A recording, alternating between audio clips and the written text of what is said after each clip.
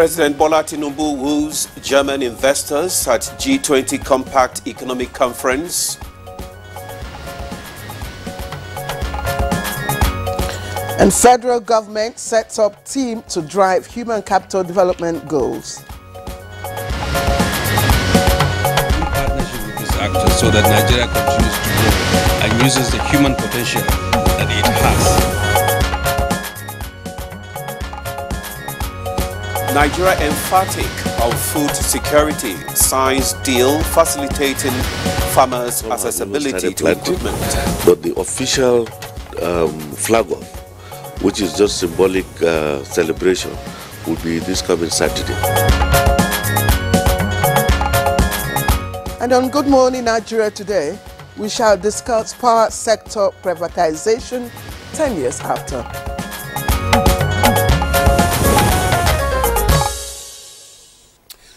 The invention of electricity is arguably one of the greatest achievements of all times. And like Christopher Flavin rightly puts it, the real potential of electricity is not in providing social amenities, but in stimulating long-term development. Absolutely, Demola, but sadly, this does not resonate with the level of development obtainable in the power sector in our country. Now, a broader perspective from the Energy Progress Report of 2022 indicates that Nigeria has the lowest access to electricity globally. Now, that's with about 92 million people lacking access to electricity. Demola. Okay, Claire, the picture doesn't get too pleasant, with the World Bank's records showing Nigeria losing billions of dollars due to unpredictable power supplies over time. For several decades, successive governments tried to bring the issue of power to its knees with sustainable reforms, but despite the huge investment in this sector, the stark reality of power outages and shortages remain unabated. And Demola, that those initiatives actually deepened in the 1999 when Nigeria, of course, became democracy. And Nigeria took a bold step, to fix the problems in the power sector by unbundling, of course, NEPA. We know the Nigeria Electricity Power Authority, which now became Power Holding Company of Nigeria, PHCN.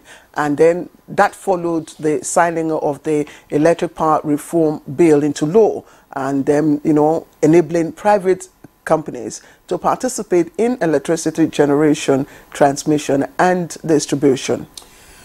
You're right, Claire. Significantly, issues persisted, and in 2013, amid high expectations, the Nigerian electricity supply industry was privatized. But 10 years after the partial privatization, the story has not changed much, with power generation, transmission, and distribution abysmal over the years, compelling small and medium-scale businesses and indeed consumers to almost exclusively depend on power-generating sets, which consequently increases cost of operations. You can say that again, Demola. The production or cost of production, of course, went very, very high. But Nigeria has an installed power generation capacity of more than 12,500 megawatts. But so far, the details we have show that electricity generation increased only by 41%, from an average of 3,400 megawatts in November 2013 to 4,826 megawatts, that's as at October this year, 10 years after the privatization was effected. Now, records also show that in 2022 alone, the national grid collapsed several times, about 8 times, and so far 2 times this year. You remember? Yeah, I do remember clearly, but that's sad. Well, experts argue unavailability of gas, metering issues, increased electricity tariffs, and exorbitant billing method contribute largely to the myriad of clogs the power sector with Nigerians and consumers at the receiving end. Claire. Yes, Demola, but well, let's not just paint a very gloomy picture of, the whole power sector. There are some, of course, wins, as observers have noted. And, among them, of course, are the state electricity autonomy, which, of course, was made, possible by the recent electric power reform law signed by President Tinubu. There's also growing traction in renewable energy. All this, of course, are major wins expected to, generate some form of improvement, significant improvement in the power sector. But let's also appreciate the fifth alteration bill, number 33. Devolution of powers, signed by former President Muhammadu Buhari, of course, making states to be part of the electricity and generation, transmission, and distribution business. All of these are things that, we should be also celebrating, in addition to the gloomy picture we have painted. Well, actually, they have described it as a good development for the power sector. That's the act, right? Yes, and the signing of the bill by the former president to allow states to participate in the generation of electricity. Yeah. Let's move on now. It might be a long walk to freedom in the power sector for Nigeria, but many are optimistic of light at the end of the tunnel. 10 years after privatization, how well and what has been the issues and challenges, while hoping to match up to smaller countries like Ghana, where a robust policy formulation and implementation is being driven for universal energy, answers an improved economy. I am Ademola Adeoye. Thank you for joining us on Good Morning Nigeria this Tuesday as we assemble guests for today's topic, power sector privatization. 10 years after, Claire. Indeed, Demola, 10 years after, and indeed, it's a long, long walk to freedom. But we must also appreciate, we must also appreciate the author, of that book. It's Long Road to Freedom. But we're saying long walk to freedom. Unfortunately, power sector stakeholders never cease, on the blame game, and one begins to wonder, shall redemption be our story in the near future? What's it called? Bob Marley, Redemption Song. Redemption Song. All right, so we are short of, singing Redemption Song here, but there is hope, as the saying goes, once there is life, there is hope, and of course, we will need political will to, bring forth our hopes. I am Claire Adelabu Abdul Razak. Again, I join my colleague Ademola to welcome you onto the program, and it's live on the network service of the NTA here in Abuja. In our tradition, we'll be taking highlights of the morning news in a short while. Then, of course, we'll bring you snippets of business news, and much later, newspaper review. Chukwudi Kolugwaja will be joining us. For now, here is Zemrit. She's been missing in action for a while. So it's good morning to you, Zemrit, and welcome back to the news. Thank you for that, Claire. And good morning, Ademola. Thanks for joining us on the morning news. President Bola Tinubu has continued to market the potentials in Nigeria as he proudly told international investors that beyond Nigeria's natural resources, the people of Nigeria who are highly educated, highly skilled and naturally industrious are the primary asset and advantage the country wields over other nations in the global race for new investments. The president spoke at a panel discussion titled Fostering Local Value Chains and Investments in Africa, the Role of the German Private Sector at the G20 Compact with Africa Economic Conference, hosted by German Chancellor Olaf Scholz.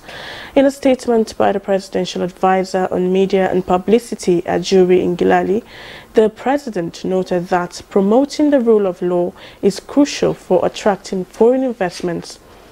Nigeria's energetic youth population and well-educated populace represent the greatest incentive provided to investors towards the mutually beneficial replication of China's economic resurgence.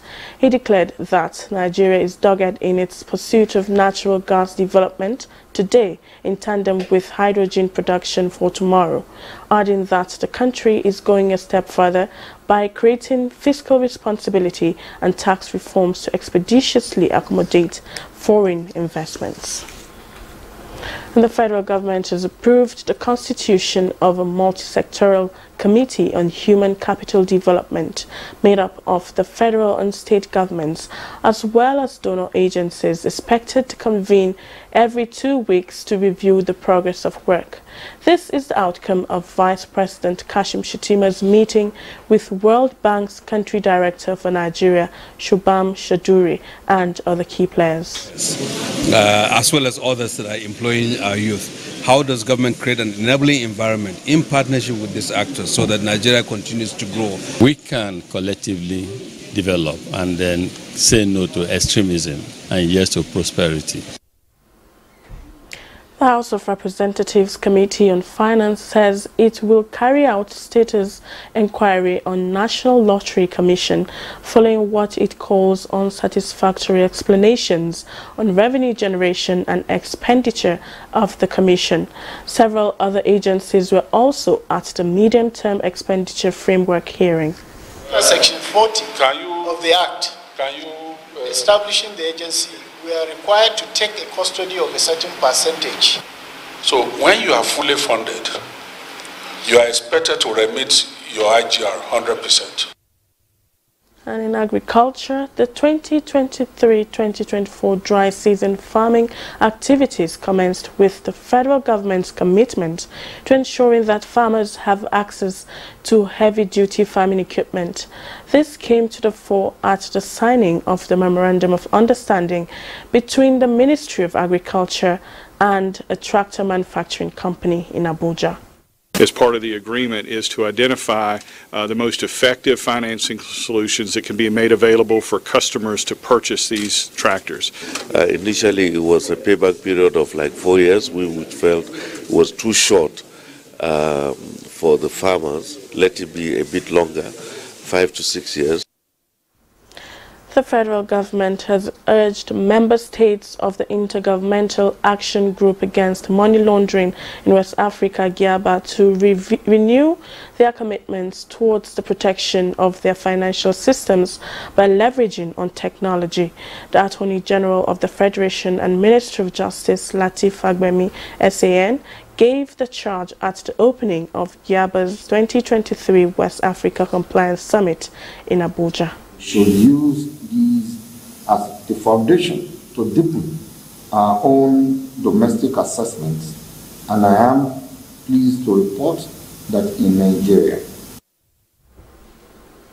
It has been observed that as cities across the world expand, there also comes the need for governments and people to keep close eye on such development patterns to ensure sustainability. The situation is not different here in Nigeria, and particularly Abuja, where an advocacy is underway for lawlessness being perpetrated by unprincipled persons to give way to decency in the Federal Capital Territory. The President Court of Appeal, Justice Monica Dongban Mensem, is participating in this advocacy. Laws that are publicly promulgated, equally enforced and independently adjudicated. And that concludes the morning news. Ademola and Claire will continue the program after this break. All right, welcome back, and you're watching Good Morning Nigeria. It's happening live on the network service. Time now to join Vivian Izadife on Business News. The Director General of the Securities and Exchange Commission, Lamido Yaguda, said that the Commission will be focusing on infrastructure financing through the capital markets in the new year. He stated these at the third quarter post-Capital Market Committee meeting in Lagos. He said in the Nigerian markets, the companies that are really driving the markets in terms of market capitalization are not exiting, noting that there is a need to allow for proper market capitalization. He also revealed that the SEC has received the support of the National Assembly to facilitate the passage of the Investment and Securities Bill, which strengthened the role of the Commission, made provision for the commodities exchange markets, as well as increased the sanctions for Ponzi scheme operators. Meanwhile, the Global System for Mobile Telecommunication Association highlighted the adverse impact of taxation and duty levies on smartphone adoption in Nigeria and sub-Saharan Africa. According to GSMA's reports, taxes and duties contribute to 10 to 30% increase in smartphone costs, varying by country across Africa, hindering accessibility for many in the region.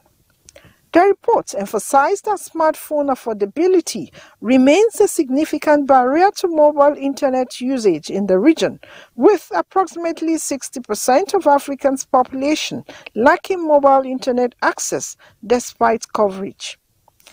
Let's take a look at trading on the floor of the exchange.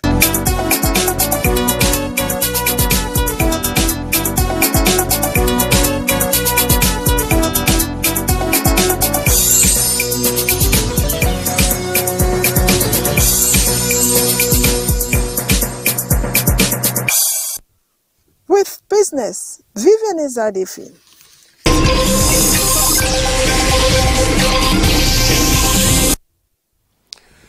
Many thanks, Vivian, for that business package. Next on the program is newspaper review.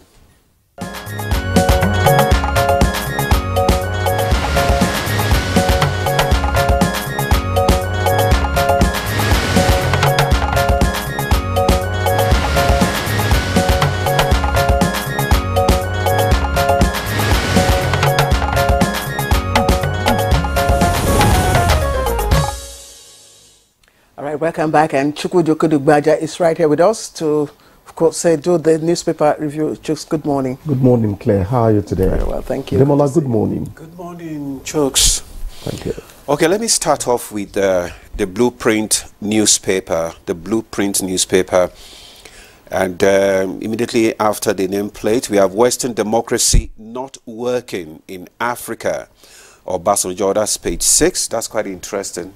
That's an interesting topic, and I didn't listen to it, but I know that he's talking about, making the democracy, governance of Africa to imbibe the culture, our culture. So we should just alienate. We should not alienate our African culture, and that the foreign democracy has not really worked for us. That's what it was. Why has it not worked?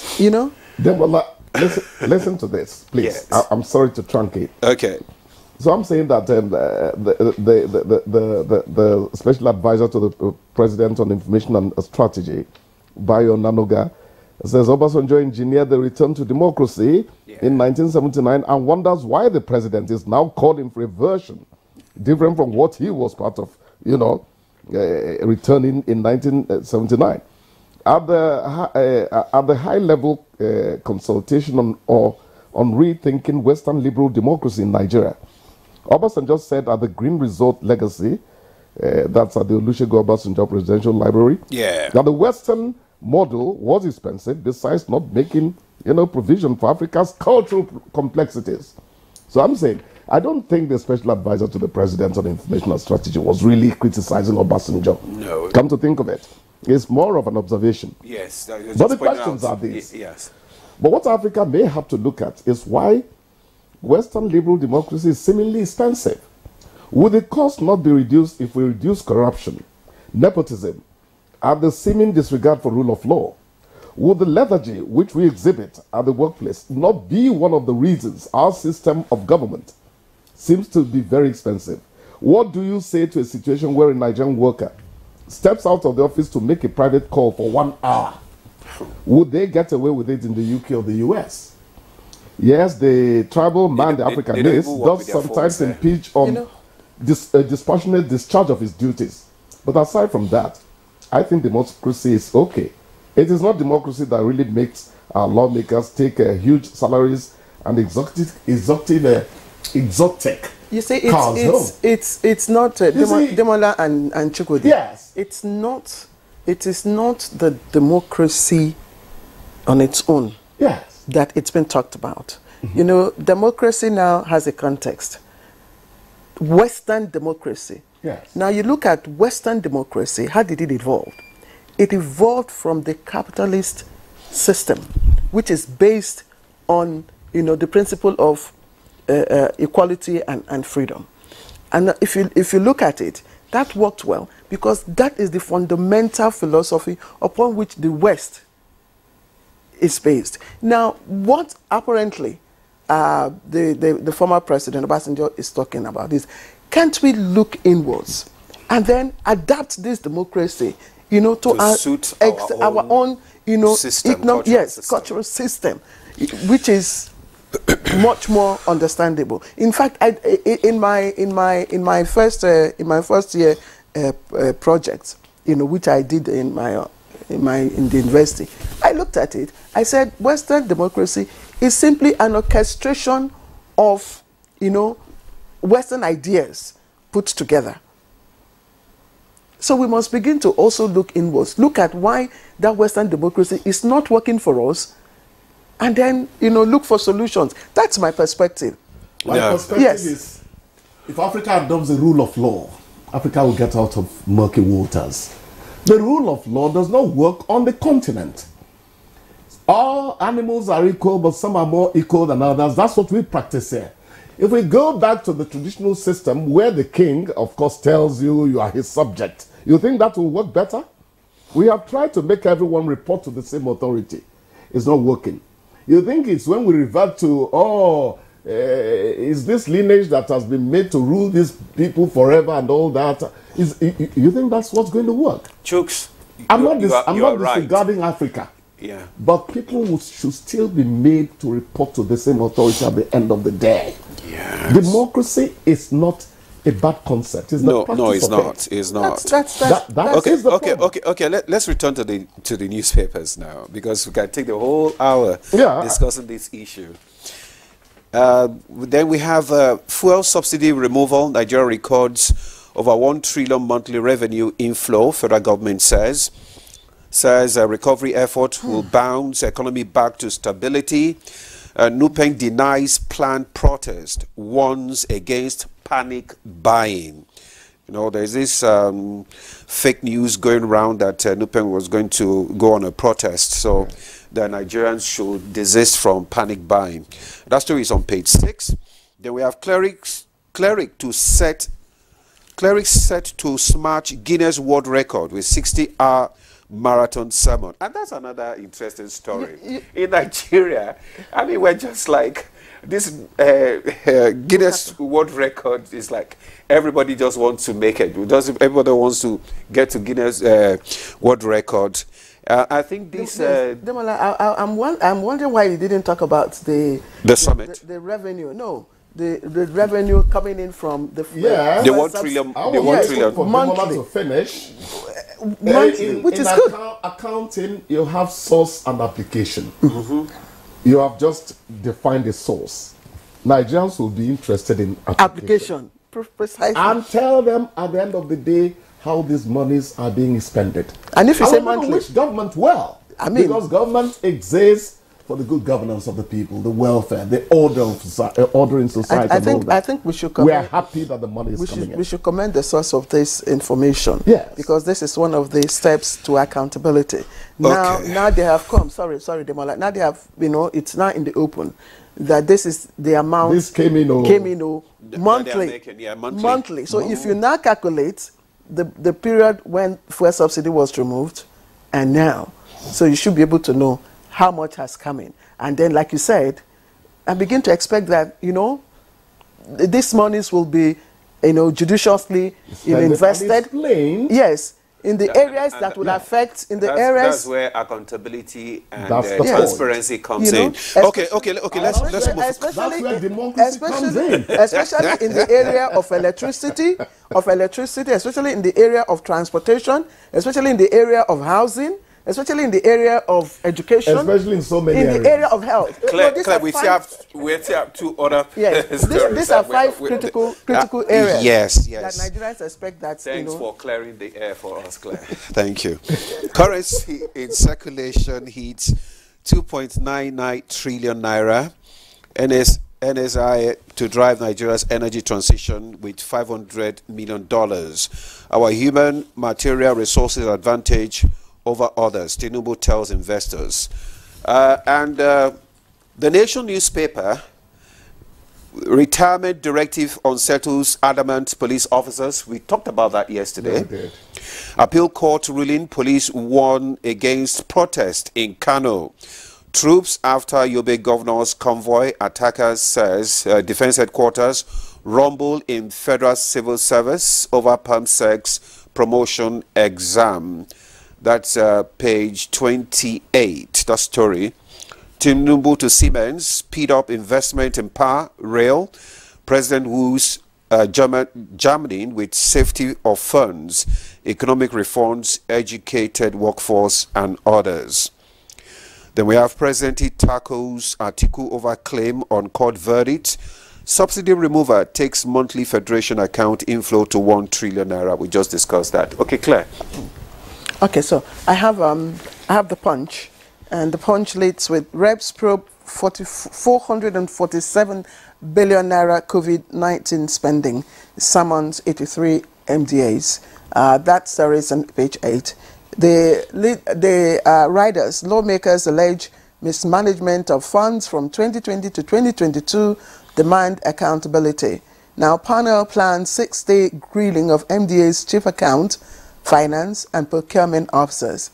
Okay, and that picture story, of course, we see President Bola Tinubu in one handshake there, and then the other picture, of course, a cross-section of the dignitaries at the G20 Investment Summit. Now, FARC meets over multiple taxation. PDP condemns Plateau governor sacking, demands CJN probe. Now, children killed in Niger boat accident get mass burial. Okay, Israel, Hamas, women, children, carry war burden. Families await hostages. And just atop the masthead, Obaseki's deputy joins governor race, plans campaign. Any suspends World Bank's arbitration on OPL 245 dispute. And presidency fumes tackles Obasanjo over democracy comment. Demola, you wanted to interject there. Let me quickly remind Claire that she started her stories with COVID probe, another probe and all that. Those are the things that make democracy expensive in Africa. Those things that happen that should not happen. The institutions in the West do not let those things happen at all. The checks are there. You can't even start. You can't behave anyhow in the police force. There are things in the system that will throw up your errant behavior, and you're brought to book immediately. Those are the things Africa has to sharpen its skills at tackling. And I think we should also not just throw the issue with the fuel subsidy, lightly. I think it's very fundamental, and the fact that that report has come out. For sure. That's accountability. Yes, we'll give some Nigerian, because everywhere you discover that the issue between the organized labor and the federal government is part of the fuel subsidy removal and the impact on Nigerians. Right, exactly. So I think this is very fundamental, it's very critical, and then so Nigerians now know, and then see begin to take note of the implementation of where this openness is the precisely first route to integrity. Precisely. I agree with you. Precisely. I don't know if that story has details of the expenditure framework, how it has been no, expended. I don't think that is contained in the story. I didn't see it to the end though, so let me not say anything categorical. But I just want to commend the president for these many summits that he's attending to woo's investors into the country, to attract investment into the country. This the German summit for private sector.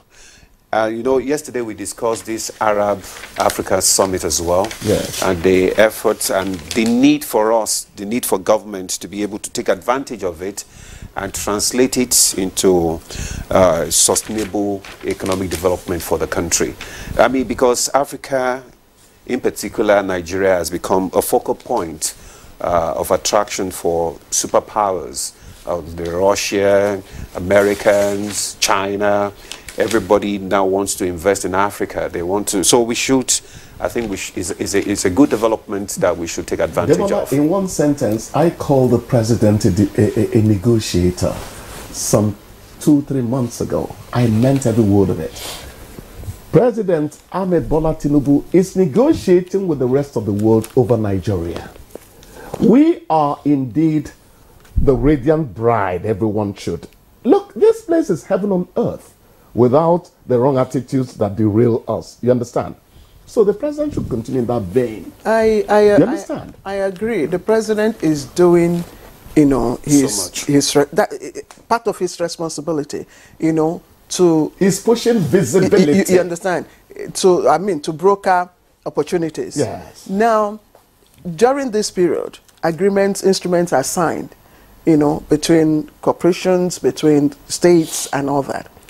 One of our problems, and which we have always emphasized here on Good Morning Nigeria, is the inability to follow up on those instruments. Implementation. Yes, you follow up on those instruments.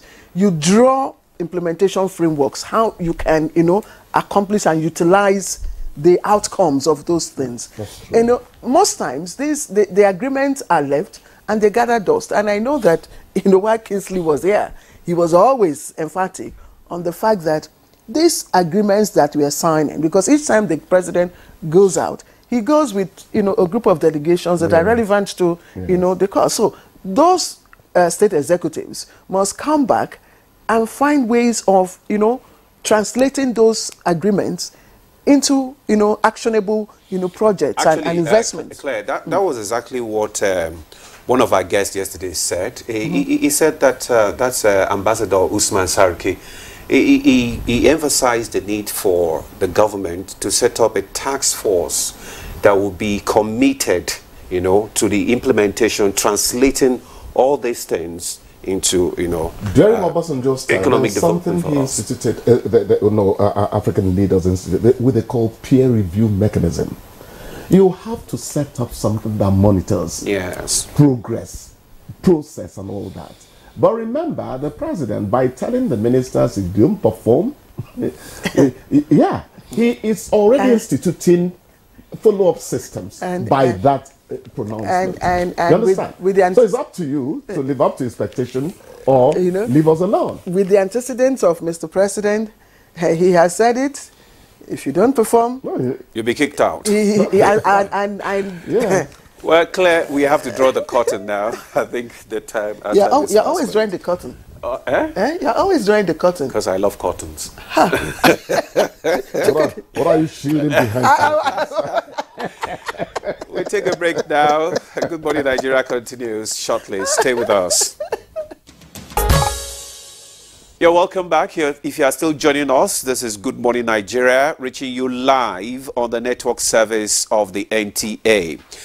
Before we kickstart our conversation this morning, which is on past sector privatization 10 years after, let's take this backgrounder put together by Oyeyemi Ajayi. When the Nigerian power sector was privatized in 2013, many believe the agony of epileptic power supply will soon come to an end. Nigerians thought the search for alternative power might not be necessary with the new hope and expectations for stable power supply. The key objective of the privatization efforts were to improve the efficiency of the power sector, unlock private sector investment, and unleash the potentials of the nation through the energized economy. The power sector was privatized in November 2013, with the distribution and generation companies handed over to private investors amidst high expectations. But sadly, the country's national grid could only record an additional 1,426 megawatts, leaving many households still in darkness. Some have questioned what has happened to the huge amounts spent by previous administrations, especially the over $7.5 billion spent by the immediate past administration towards ensuring constant power in the country.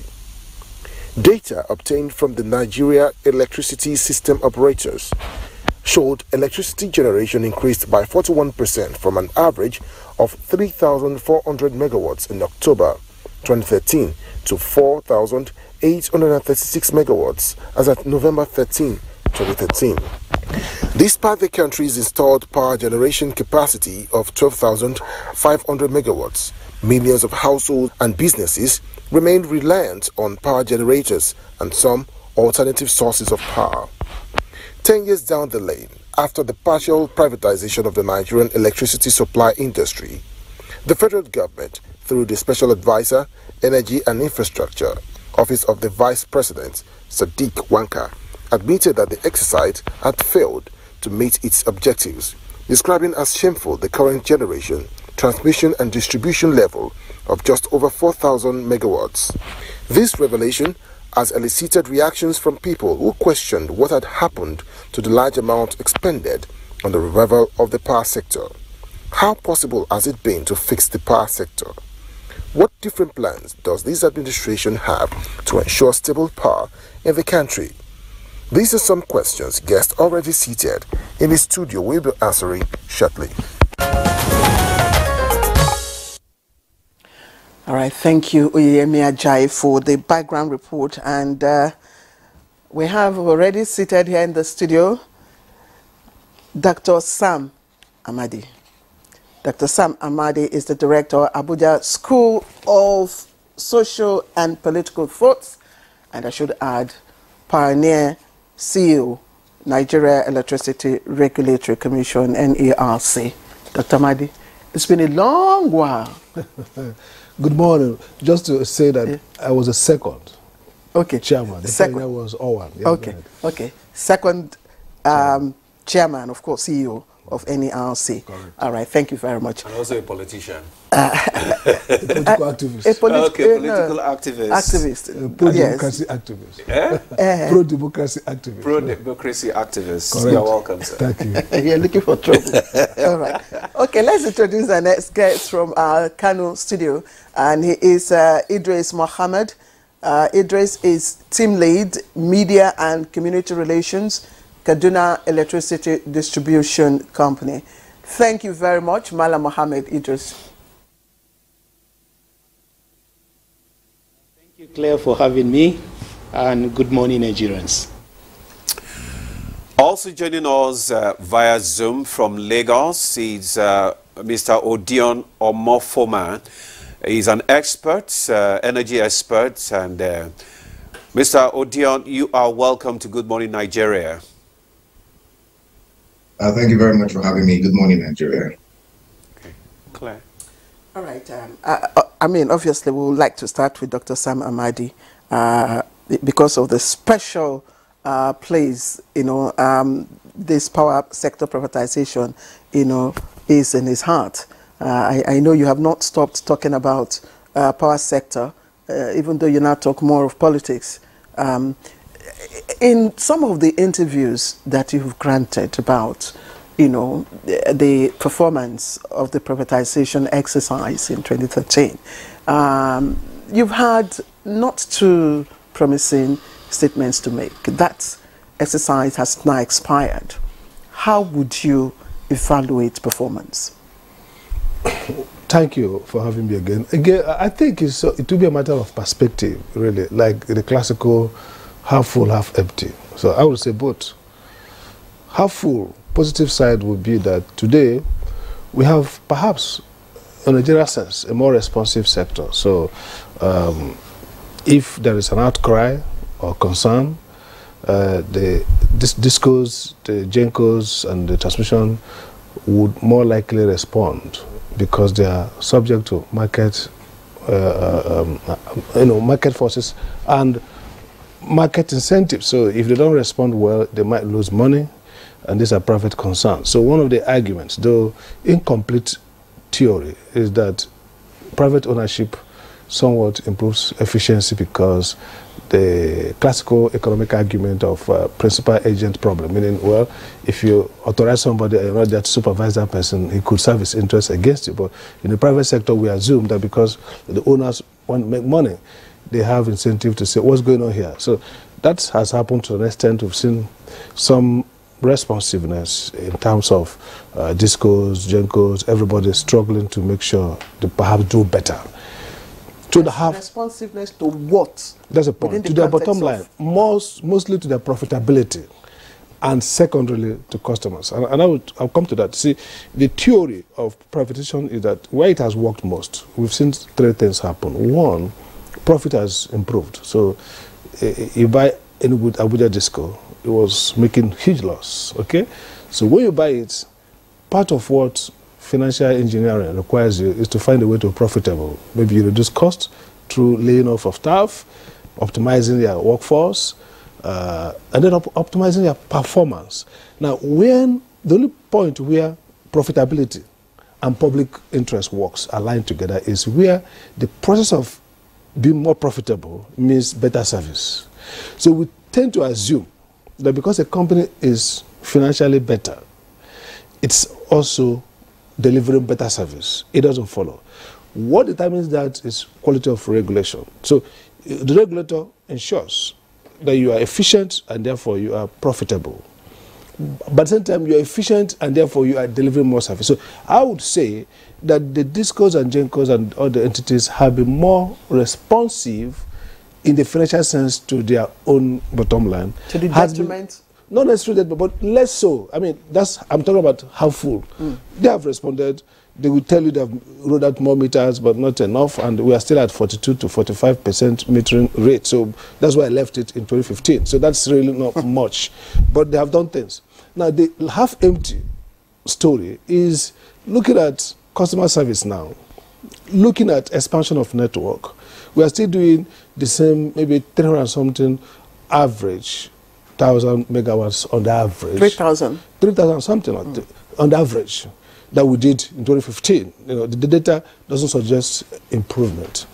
The quality of service and the hour of service has not improved significantly. The bankruptcy rate is higher than in 2013 when we stepped out, when we started 2015 when we stepped out. Because if you look at it now, Port Harcourt has gone under some kind of receivership. Abuja Disco has gone, Ibadan, Yola. So several of them have gone under some kind of reorganization of financial re-engineering and takeover by financiers. So if you look at these basic indicators, you would say half empty, failure.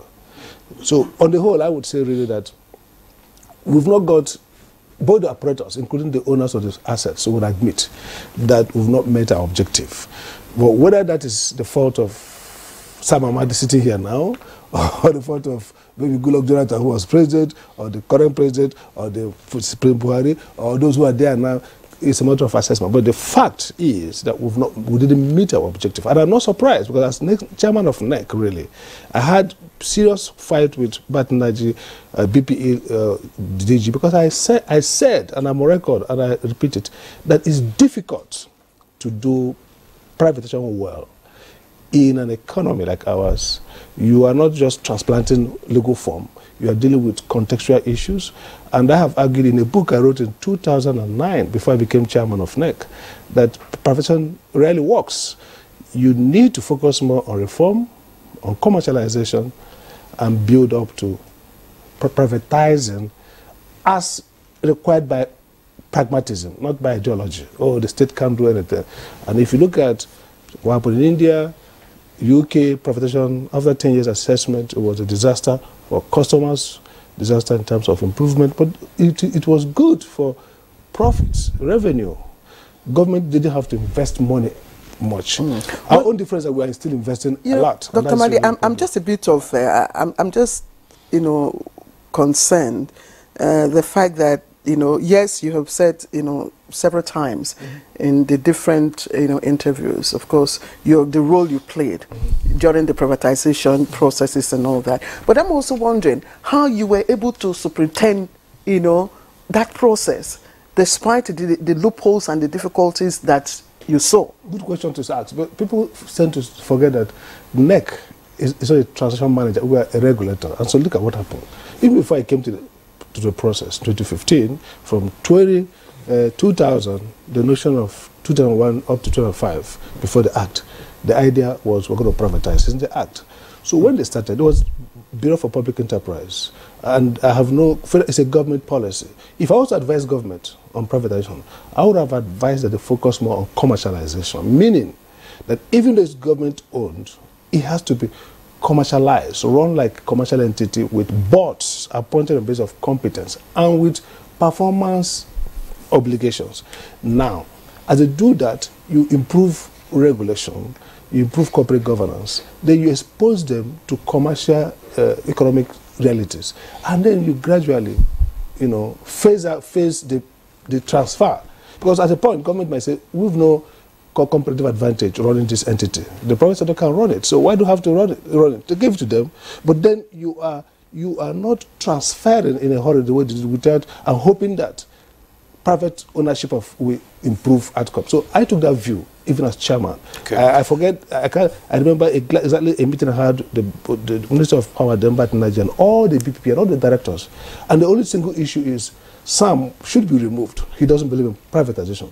And President Jonathan, of course, overlooked them. So there was a clear case that my view was, don't rush into privatization. It has no magic. And economics, anybody who understands public sector economics will tell you clear that the so-called ownership is not enough to change corporate behavior. Okay. Even in private sector, what changes it is corporate governance. And so some other rules they put in place. So until we put those rules in place, and our capital market, financial markets are not sufficient to raise the kind of capital that you need at the center. And then the time lag is short to expect that these assets will all be privatized at the time. So I believe you knew it was bound to fail. I said so myself, that it will not work the way we anticipated. Yeah. Okay, Dr. Amadi, thank you for your thoughts there. And you have just said something that the Minister of Power also said last month in one of the conferences. That's Mr. Adebayo Adelabo. He said, instead of privatization, we should have done commercialization. It will have been good. Let me read what he said. He said that he expressed misgiving over the decision of the past government to embark on privatization, noting that commercialization would have been the best option, and which you have just aligned with that thought. Let me go to our guest in Kano, Idris Mohammed. Idris Mohammed, if you have been listening to the conversation here, Dr. Amadi said that privatization has not worked, which we know clearly that it has not really worked, because over 90 million Nigerians are still, living without electricity. So it is estimated that 40% or less than 40% of Nigerians have access to electricity. So what are the perceived gaps, and how can we tackle this challenge?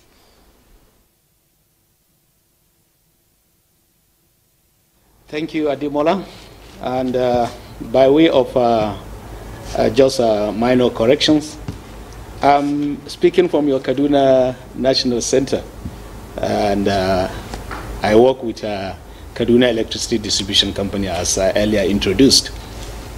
Having said that, I want to some extent, align myself to the thought of Dr. Sam Amadi, that we, as a nation, rushed into the privatization, and of course, so many very salient and important issues that need to be put in place before the privatization were not done. But having said that, one of the serious challenges in the sector is, to some extent, lack of consistency in policy pronouncement and, of course, implementation. Because this inconsistency have, to a very large extent, erode the confidence of both internal investors and even external investors. So most of those that may wish to invest in the sector are very, very skeptical. They are pessimistic. They don't want to take any risk because they don't know what will come up tomorrow as a policy of the government. You see, when we look at the entire power sector, it is really sad to say that in Nigeria today, with a population of close to or over 200 million, we are still talking of 4,000 something megawatts or thereabout.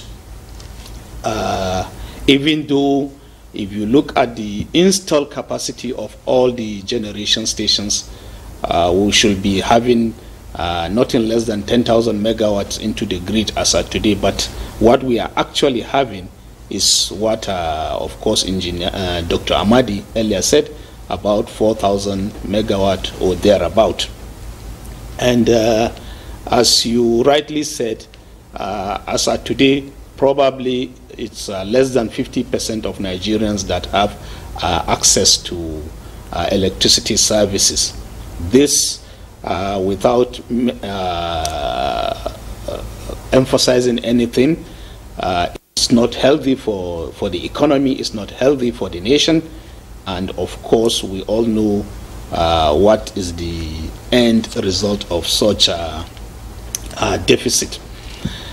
And speaking from the distribution perspective, as we all know, the distribution layers of the value chain are more or less the financier, if I may use that word, of the entire power sector.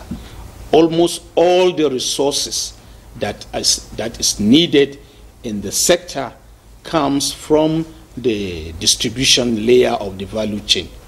And it's not a news that virtually all the 11 distribution companies are daily battling to meet up even their basic market obligations.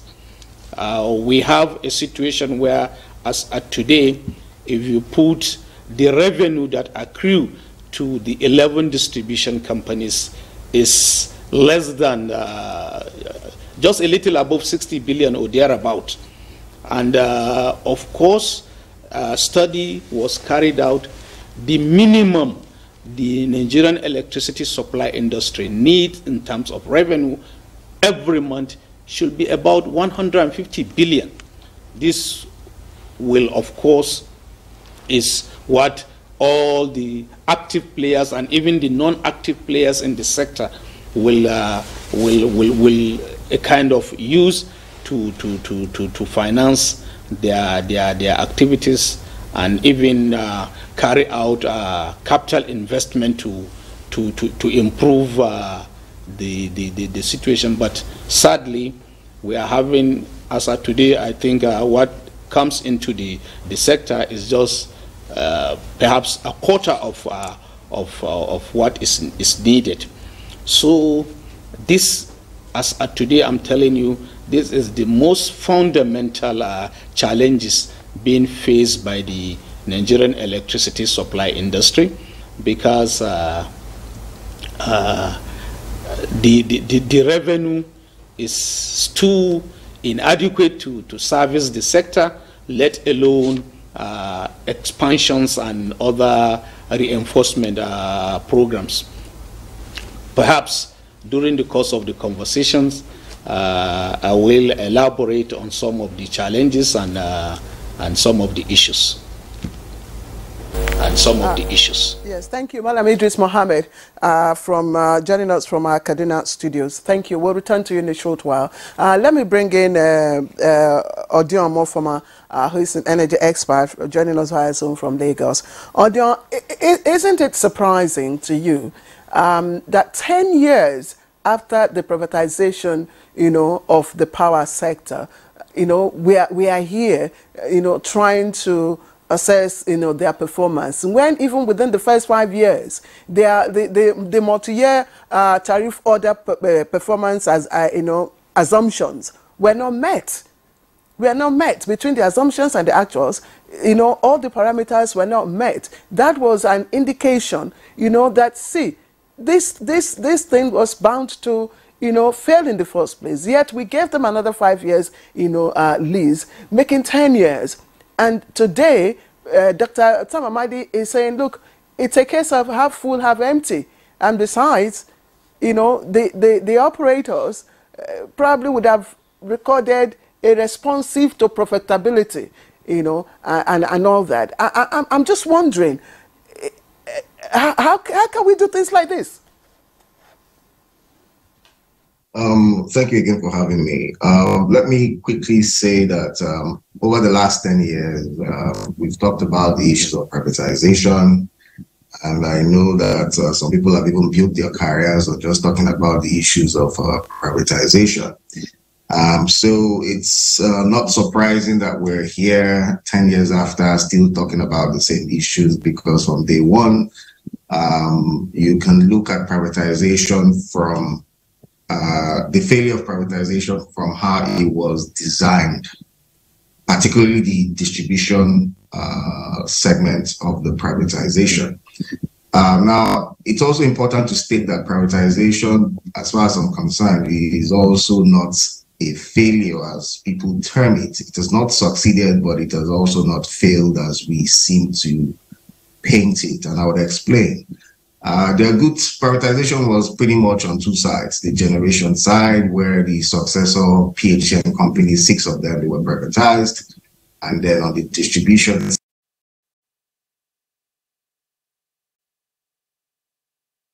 generation side, we're talking about 3,000, 4,000 megawatts.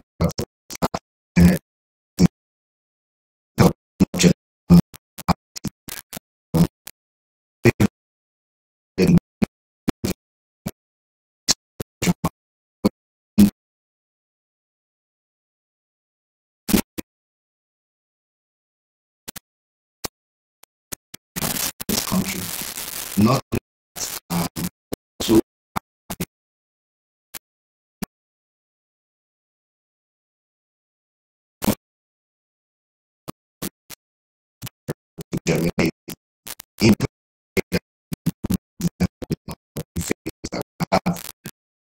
the substations. I remember one of the substations I visited during the privatization scheme, and the way they did changeover, you see one of the engineers get a very long pole to do this changeover. You'd hear all the sparks and cracks. It was a safety hazard. But now I went to that same substation. It's been designed totally. It's all changed and everything. So there's been successes along those lines. We also are seeing successes in the off-grid space. As at the time we had privatization, there was nothing called off-grid in terms of people not operating on the grid, communities having power outside the grid. But now we're seeing a lot more emphasis on that side of the sector, right? Where we have challenges with privatization has been on the distribution side. And anybody who participated in privatization will know that 10 years afterwards, we would still be where we are today because of the number of issues. First of all, the structuring was poorly done. You took a model from India and India adopted it wholesale, number one. There was a big regulatory challenge. I'm happy Dr. Amadi talked about regulations and his conviction about more of commercialization as opposed to privatization. There was a big regulatory challenge where even the rules, the regulations that were presented to investors from day one were not adhered to. And then you had a massive government intervention and influence in terms of how regulations were designed and implemented. And then lastly, you have a situation where government also kept on intervening in policy, policy consistency. They've had government change policy. The next minister comes, well, let me do my own policy, and changes the whole course. And there's this desire to hold back the regulator, make sure the regulator doesn't even perform, right? So when you have a cocktail of these issues, it's not a surprise that distribution has lagged behind and has not really performed the way and manner it was envisaged to have to perform when privatization was designed. Now, Claire, let me speak to a very classic example of why we will not get out of this problem anytime soon. Recently, the minister announced that the president has given has frozen tariffs. In other words, there's a tariff subsidy, the subsidy on electricity tariff for the foreseeable future. That is not a new story. We've had these stories over time, and it has cost the federal government, it has cost the power sector, it has cost Nigerian customers a lot when government takes these unilateral actions that are not within its purview to determine or freeze tariffs without providing the funds. Today, there's a tariff shortfall in excess of 2 trillion naira that the federal government has to provide. And then you have the minister saying, well, there's now a freeze in tariffs. Tariffs that should have moved in July, you've frozen it for the next foreseeable future. Where are you going to get revenues from to improve the sector? It's like telling a tomato market, a tomato seller in mile 12, not to increase the price of tomatoes. Meanwhile, the price of tomatoes coming from the north has increased. What you've effectively done is, after a while, the woman may not be able to buy tomatoes. I mean, you've told her not to increase tomato price, but you've not given her the differential in the price difference. Effectively, she's still selling at her old price without any succor to her. So effectively, she will go out of business after a while, or she will reduce the number of tomatoes, number of baskets of tomatoes she buys on the north. And that flows through because in the north, the farmer that produces tomatoes will have excess tomatoes that's rotting away in his farm because somebody in the south is not buying. And then you, the customer, you're denied the ability to buy tomatoes because maybe when you go to the market on Saturday, you may not find tomatoes to buy because the woman has stopped selling tomatoes. She cannot longer carry the loss.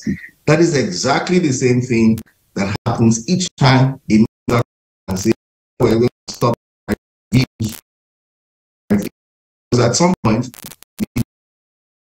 because it's not have who's supposed to sell that capacity cannot sell because you've told him the price is selling, he should sell at a loss and you're not compensating. So he's going to shut down after a while. And guess what? Those of us that need power cannot have power. That is what has happened consistently over time, leading to a huge shortfall. So you can have a sector that will move forward where you have all these interventions. And the other last part is regulations. I think regulations has harmed the sector more than it has done good, to be very honest. One of the challenges we've had in this sector is just regulations and how it's designed, how the regulations are implemented, how they are enforced. It's just weakened the sector in a manner that clearly, if you took away regulations on the sector now, I guarantee you we'll make a lot more progress. Case in point is the upgrade sector. The regulation is light-handed. Money is millions of dollars are pouring into the upgrade space, but that same dollars will not come into the on-grid sector because people just look at regulations, people look at government policies that change and are inconsistent, and they just look, we're not going to invest in that sector anymore. Let's go to where we have less regulations, less government issues, and we'll put our money there. So I'll pause and then we can continue the conversation.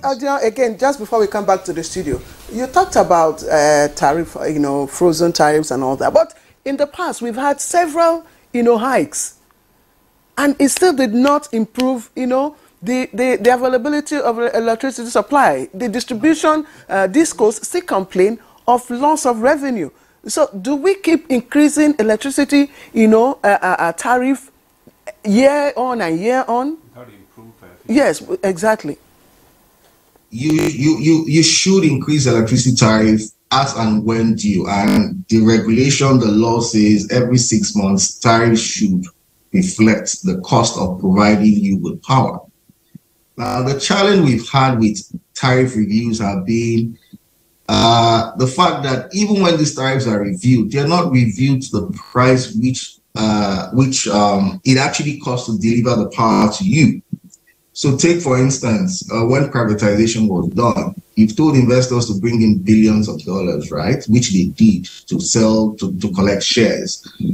Right, and they're supposed to recover all that money from dividends from these distribution companies. Effectively, these companies must make a profit, and then they recover their investments through the dividends that they earn from these companies.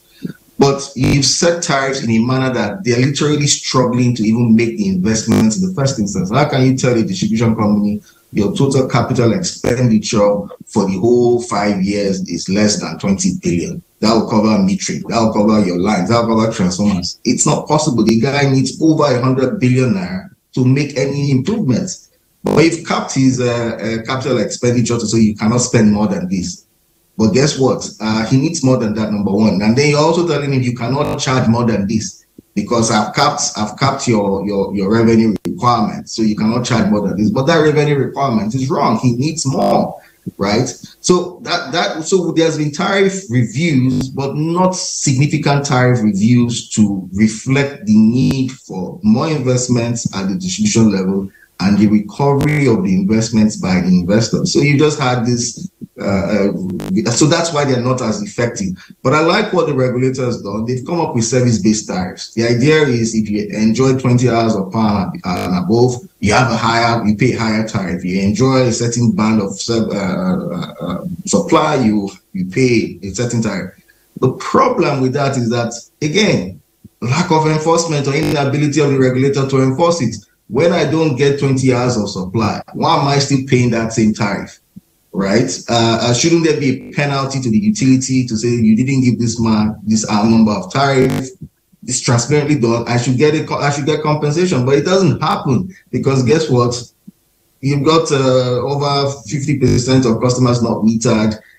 You've got a regulator that can't really assess the quality of service provided to the end user, and even if they were complained to, he's unable to effect any regulatory sanctions against these entities to make sure that they improve their services. So regulation is there, but it's not really working. Yeah, thank you, Odion, for your thoughts there. You have talked on so many issues, which include that the privatization is actually not a total failure, that they have made, there have been some success records recorded. You also spoke about that the privatization has also helped in upgrading many of the equipment that we have, the issue of policy inconsistency, and the problem of distribution, which is the major challenge. Let's come back to the studio, Dr. Amadi. There's one particular thing that the Minister of Power, Adebayo Adelabu, question during that conference, which I want you to speak to. He said that the big question after 10 years of taking over the asset has been that the core investors, the core investors, have they been able to transform the sector?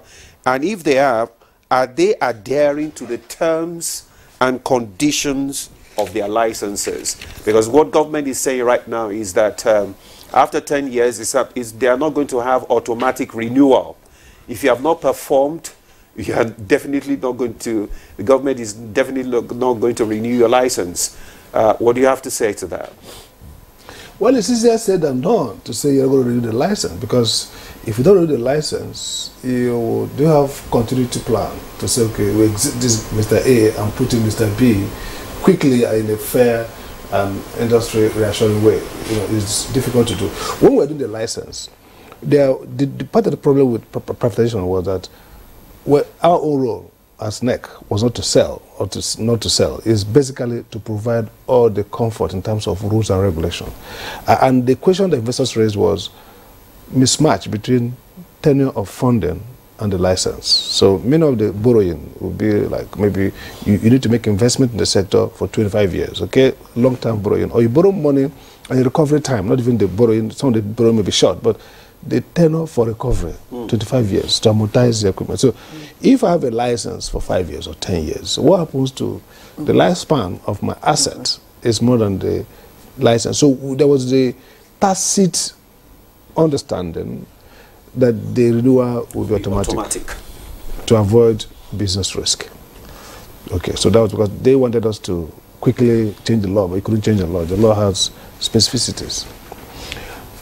I understand the question around performance. Okay, there are two levels of agreements here. That the license terms and conditions that NEC issues relates to performance, industrial performance. This is what we expect the licensee to do. This is what to do. If you don't do this, we can penalize you. We don't have the license, we can cancel the license, we can you know, maybe at extreme case, sack the CEO, or even financial fines.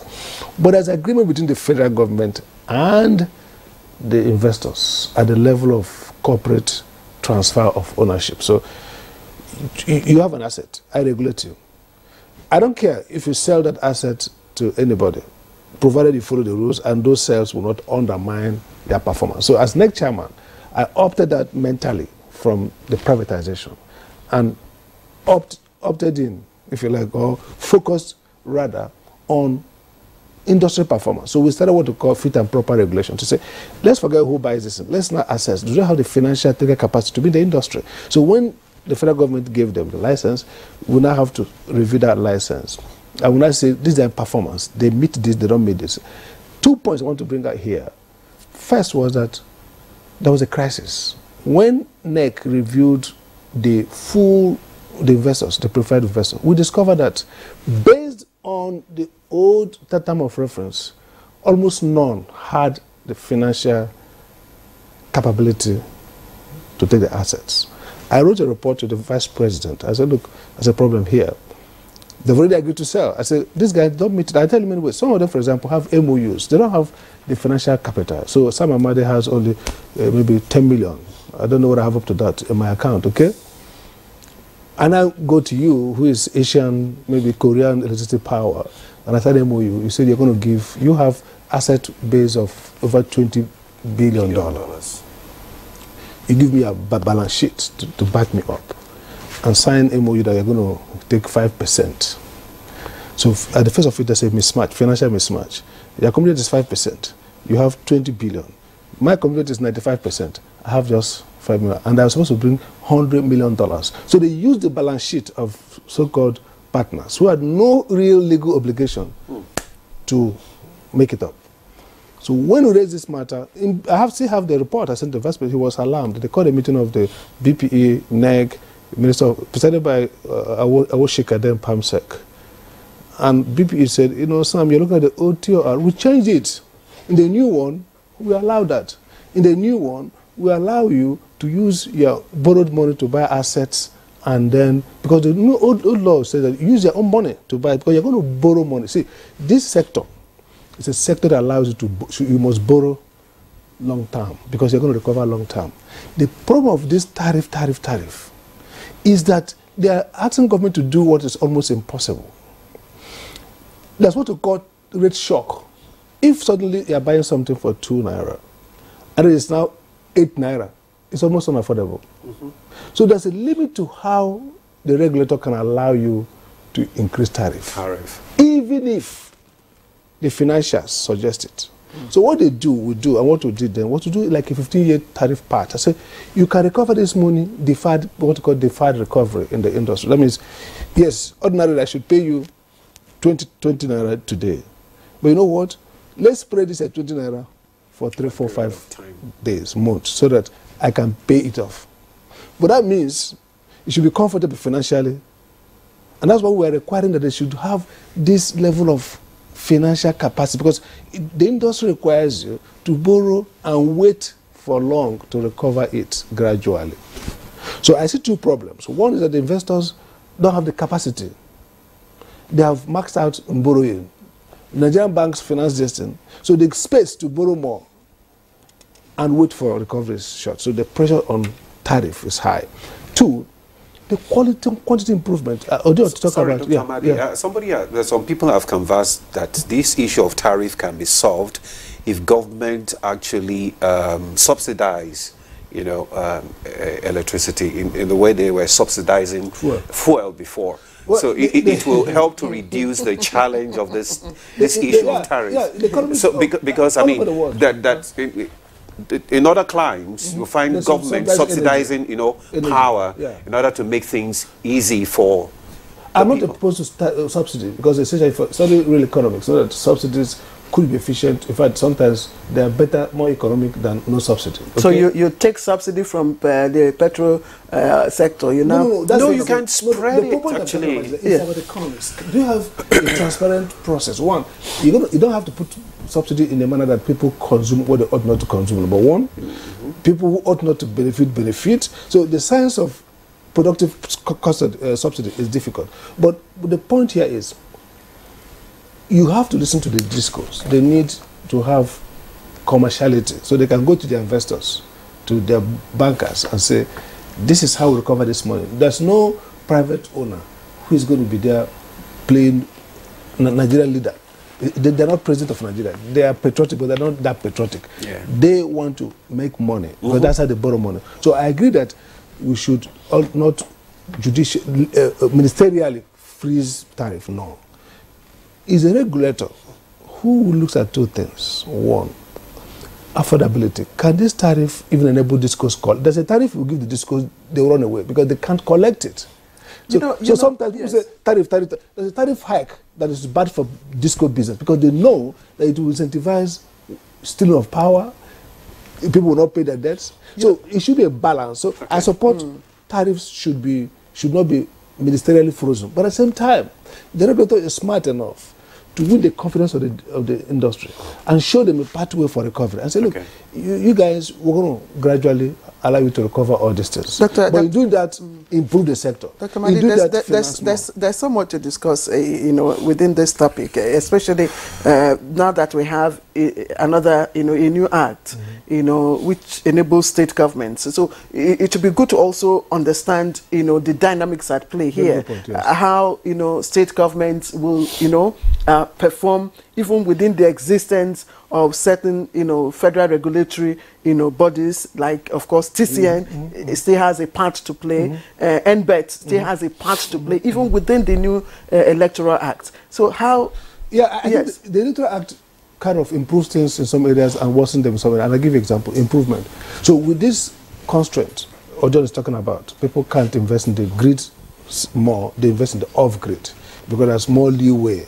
Now, that can enable more power to come in. So states can now set up island operations, set up off-grid, set up some kind of enclosure, embedded generation, independent distribution networks, provided they are commercially sensible, and therefore people can invest there, and states can open up the tariff structure, depending on where they, for example, some states could provide special intervention for some rich cities, estates, where the people can pay more. That's what I see now. Off-grid people say, okay, we pay premium tariff, we're ready to pay more, we'll get better power. So, but the problem is that as we chunk out the national grid, kind of, because of inefficiency, we're going to make national power, grid power, more expensive. Because you need scale in tariff. If you are supplying for more people and more power, the marginal average cost will be lower. Or it is being equal, okay? So if, for example, in Abuja here, Asokoro, is chunked off from the grid and they have the island operation where the rich guys are ready to pay and have 24 hours stays, it means that at a point, the Abuja disco, whichever disco remains to serve this area, will be serving people in Nyanya, where you have low income and a smaller number of people, and therefore more expensive power. So there should be some sense in which we are solving a problem and not compounding it. So I agree that the new act now allows states. Again, it will provide incentive for renewable energy and some kind of, less expensive power. So you could modular power, small machinery, don't have to have all the capital costs to make that investment. I don't want to go for a break. The issue that people raise with this now is, fine, states now have the leeway to do it, but where will they get the funds? So that's the part of it. Yes. The question of states now will be, who will invest in small states? Look at the reports coming out from social media about procurement, misprocurements across the states. So the state's financial viability is even less than the federal government. Is far better in many ways. So it'll be a struggle, really. People are saying, "Oh, new act." Again, Nigeria, we like to focus too much on optimism. We're good people. We're optimistic, but we should try to bring out the problems that we can face and solve them. I don't believe in blame. Okay, this goes to the former government. It's about the challenge is that this is good, but it's an instrument you have to use well. You have to be able to say, with the states be entrepreneurial, to seek out investors, also create good rules and good public sector. Now, this is very important. You cannot have a good privatization or private-led economy or operations, except to have a good public sector that oversees them, that monitors them, because these guys are not there to necessarily to serve public good. Yeah, they are patriotic, they are Nigerians, but they are primarily Thank you, Dr. Amadi. We'll just hold your thoughts there. We'll take a break now. Good Morning Nigeria continues. Stay with us.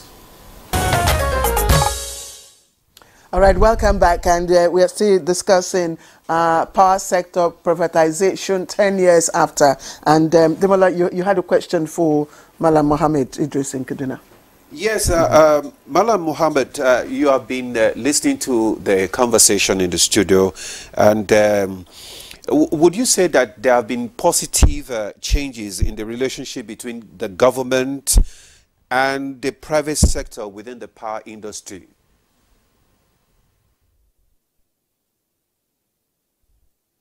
Yeah, thank you, Ademola. And what I will say is that I think lately there is a significant improvement in understanding and the conversation between the distribution arms of the value chain has significantly improved. There is better understanding between the players themselves and even the governmental agencies in terms of appreciating the challenges in the sector and a way to improve on the situation. Having said that, I want to, before it escaped my mind, I want to admit there's no gainsaying the fact that the privatization of the power sector has not met the expectations of Nigerians. Actually, and rightly too, Nigerians have every reason to be aggrieved. They have every reason to express misgiving.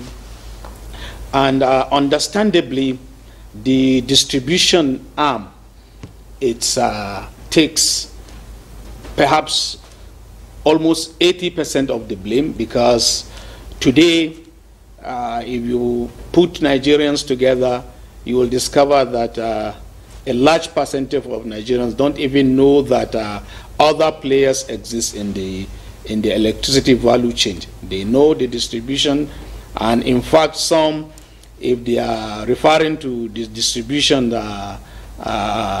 companies, they call them the old names of the old utility companies, NEPA, PHC, and they don't know any other entity beside the distribution arm.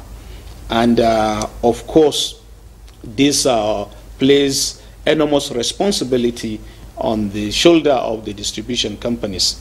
And I want us to appreciate one fact that as at today, whatever magic we want the distribution companies to do, they cannot distribute more than 4,000 megawatt that is available in the grid.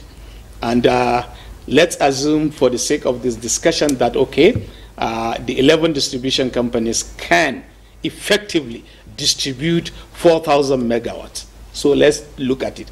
How much or how well will this 4,000 megawatts serve the electricity needs of Nigerians? So the challenges, of course, the distribution arm have a lot of challenges, but the industry as a whole, it's equally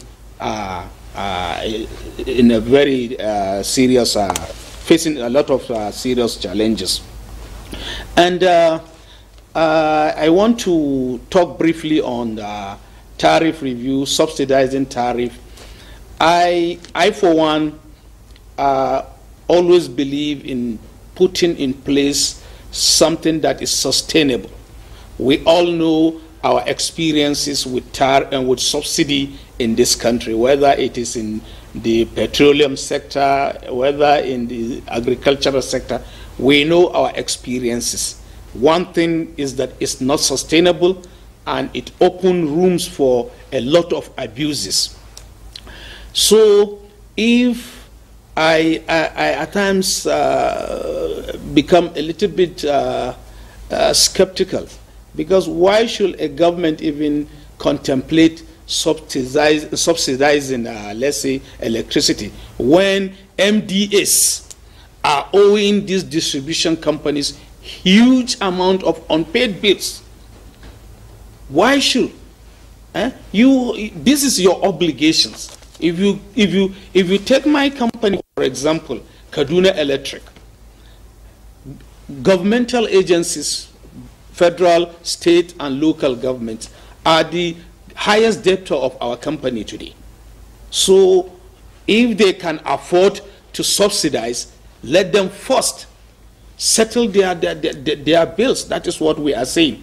Then coming to the tariff, you see, we always advocated what we call cost-reflective tariff. I'm happy Dr. Amadi and Mr. Odion, of course, towed that line.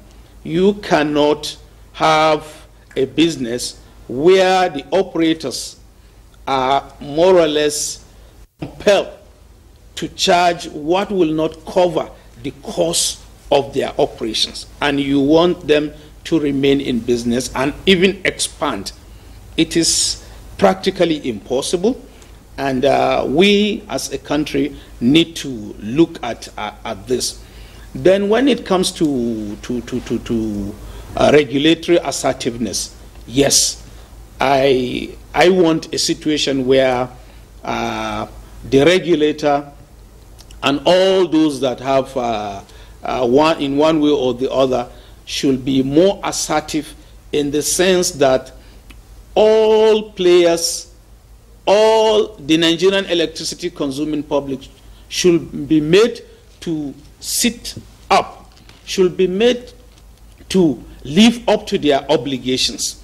What we experience, especially we in the distribution layer, is that yes, there is always call for more assertiveness, more regulation, but the conversation is always looking at the distribution companies. We let the distribution companies sit up. Let the distribution company live up to their obligations. Let the distribution company do this and do that.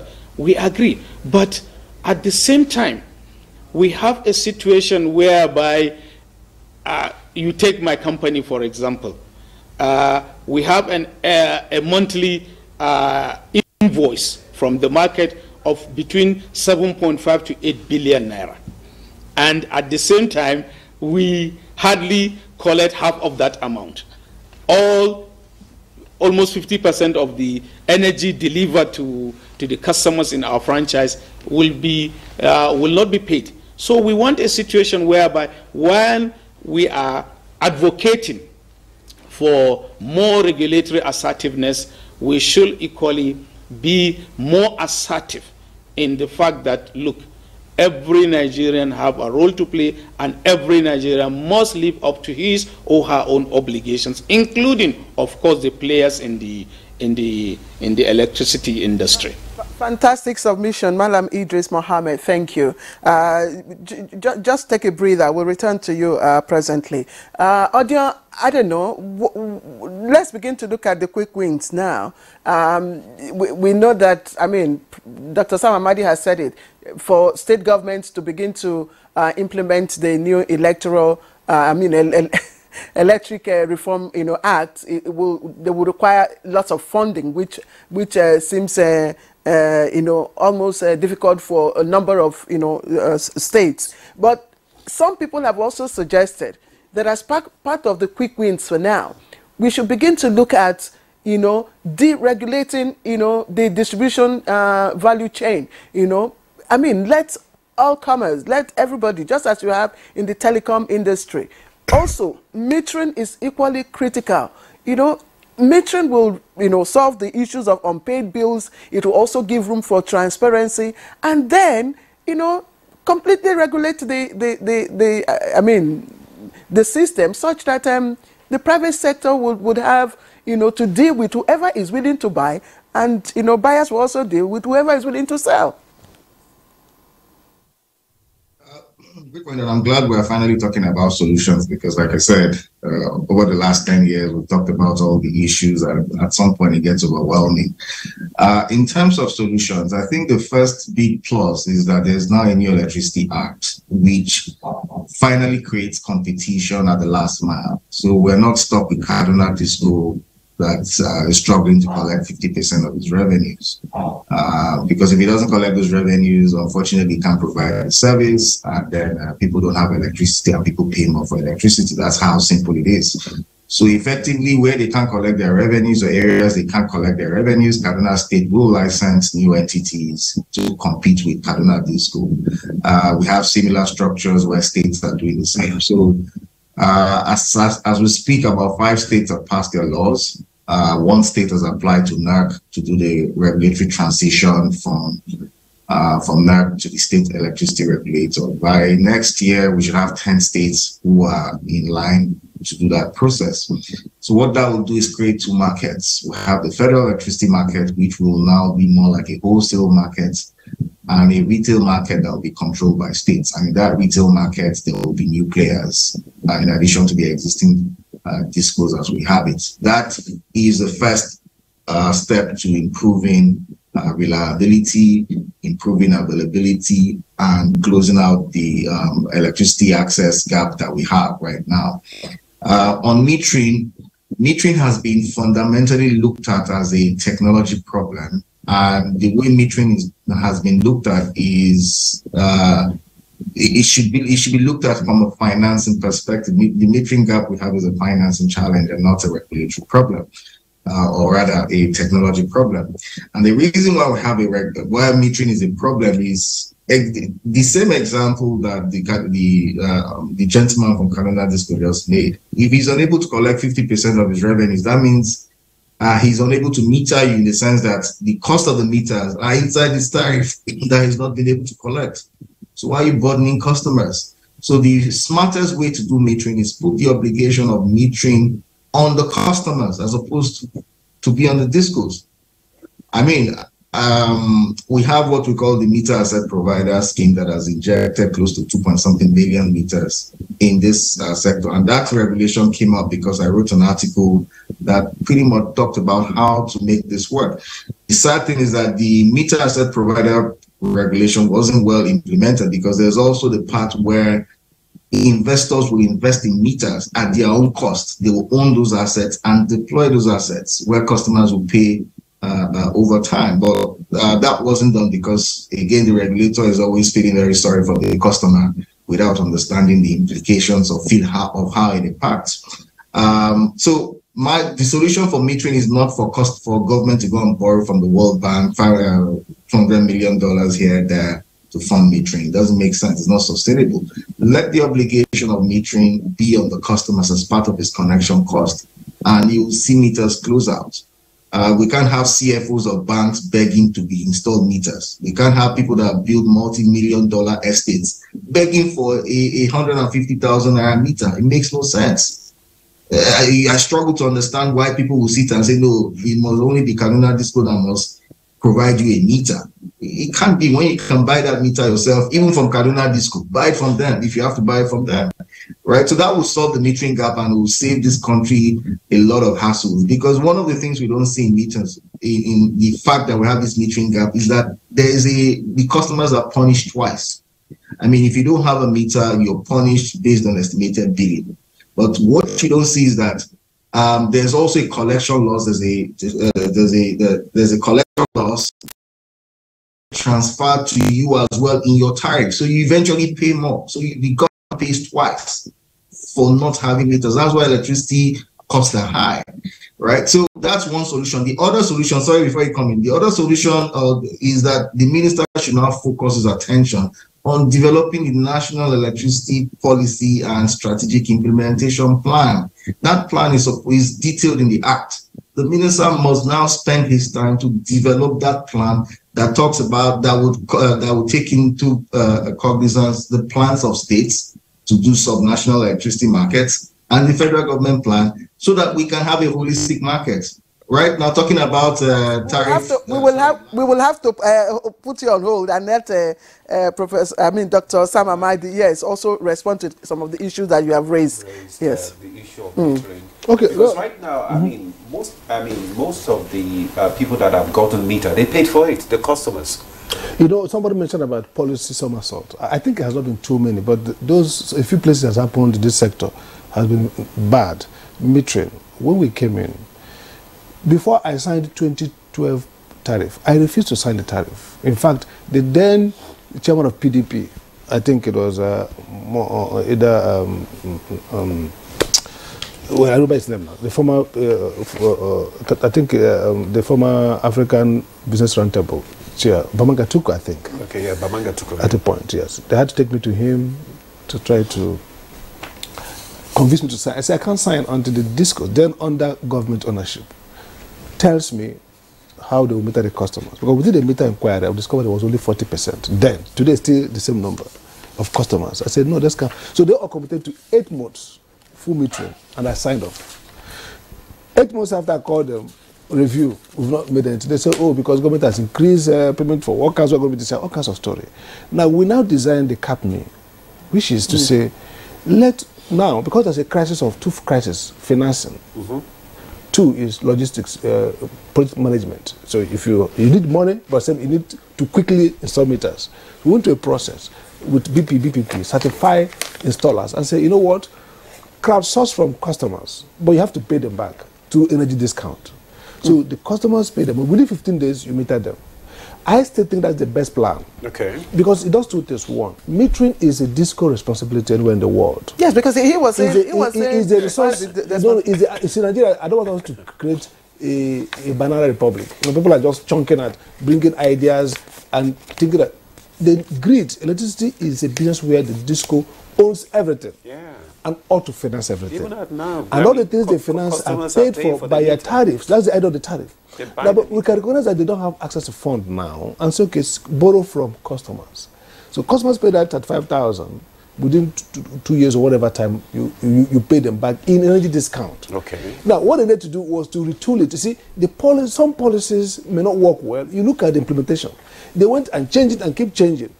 I think that we need to face the issue of tariff, because if you have meter, you incentivize people to save energy because they have gains. If you don't have meter and you put off all your lights, end of the day they give the same bill. What are you saving for? Two, it helps the DISCOs to plan well. Again, the issue you raise about these states are now coming to do. I don't think this sector is over-regulated. No, the problem with this, in fact, this sector is not regulated all over the world. They regulate everything because is that how you drive performance? But the problem is this: we have this large centralized financing, which is difficult for government. Yeah, so the states now... Dr. Amadi, sorry, I have to cut you short there because of our time. Yeah. I don't know, just maybe 30 seconds, just round up what you are saying. Because so what can be done now? What we can do now, I think, first is, let's go back to allow customers buy meter, but not like they're buying from the shop.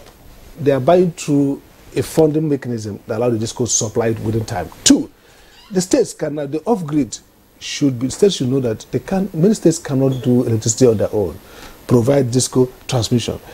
We should be thinking about regionalizing the grid. So some states can come together, southwest, south-south, southeast maybe, and pool resources together and create a transparent regulatory framework. And let us not think that this is like shopping. When we started power sector, people started licensing, everybody applied for. I gave over license for over 30,000 megawatts. None of those guys who gave power there has come to the grid. Because people see every opportunity as, let's do business. Thank you, but they undermine this. Dr. Amadi, thank you so much for your thoughts. Meanwhile, we shouldn't review the licenses of the... No. They should allow them to continue, but use regulation to exit those who cannot perform. Okay. Don't use ministerial authority. Okay, Dr. Amadi, thank you so much. Let's go to our Kaduna studio to get the parting shots of Idris Mohammed. Ademola, I think my parting contribution should go to, let's look at addressing the problem of energy theft. In the last, I think it was the last National Assembly, that even contemplated criminalizing what they call estimated billing. Well, I think energy theft and vandalism of power supply infrastructure does more harm to the industry and to the Nigerian economy than even the estimated billing. We have a situation whereby a criminal, let me use that word, please, I mean no disrespect, will vandalize a power supply infrastructure worth millions of naira, and you take him to court, he is convicted and probably be given a slap on his palm, pay a fine of 20,000 naira. Sorry, Idris, that's how far we can go. We're so sorry to cut you short there. And Odion is Zoom and from Lagos. Odion, we apologize. We cannot come to you to take your parting shots. But thank you very much for joining us on Good Morning Nigeria. Claire. Yeah. Okay, let me also appreciate Dr. Sam Amadi, who, of course, second pioneer, if there's anything like that, CEO, Nigeria Electricity Regulatory Commission, because your name is synonymous with the privatization process. You know. Yes, and of course he's the director of Abuja School of Social and Political Thoughts. Thank you very much for joining us. Thank you. All right, so let's quickly take a look at some sports highlights. The trio of Asisatu Shuala, Rashidat Ajibade and Uchenna Kanu are among 22 Super Falcons players invited for the final qualifying round of the 2024 Women's Africa Cup of Nations in Morocco. The list of invited players was unveiled on Monday, 20th November 2023. Also listed for the doubleheader are Jennifer Echekini, England-born Omorisola Babajide, among others. Halimatu Ainde, Christy Uchebe and Deborah Abiodun are making a return to the team after missing the Paris 2024 Olympic Games qualifier against Ethiopia. Meanwhile, Onome Ebi, Ashley Plumtier, Michelle Alozie and Ifeoma Onomono were not listed for the games. The first leg between the Falcons and Cabo Verde comes up on November 30, while the second leg is billed for December 5th. Meanwhile, 6 of the shirts won by Lionel Messi during Argentina's World Cup winning campaign are to be sold at auction. Captain Messi lifted the trophy after his side beat France in penalties in last December's final in Qatar. His shirt from the final is included in the set, which are expected to fetch more than £8 million in the auction hosted by Sotheby's in New York. The record for a Game 1 football shirt is Diego Maradona's Hand of God jersey, which sold for £7.1 million in 2022. And of course, France walloped, is it Gilbatra? Gilbatra. That was unfair, actually. 14? No, was it 14 or 17? 14. Actually, that game was quite unfair. Number one, France is a superpower in football, and the other team is just. And you gave them 2 red cards. Anyway, what do you expect? Anyway, I was just trying to wind you. That's unfair. It's unfair. That's Good Morning Nigeria for today. From all of us, GMN team, wish you a pleasant day. I am Claire Adelabu. And I am Ademola Adeye. Thank you very much for watching and have a great day.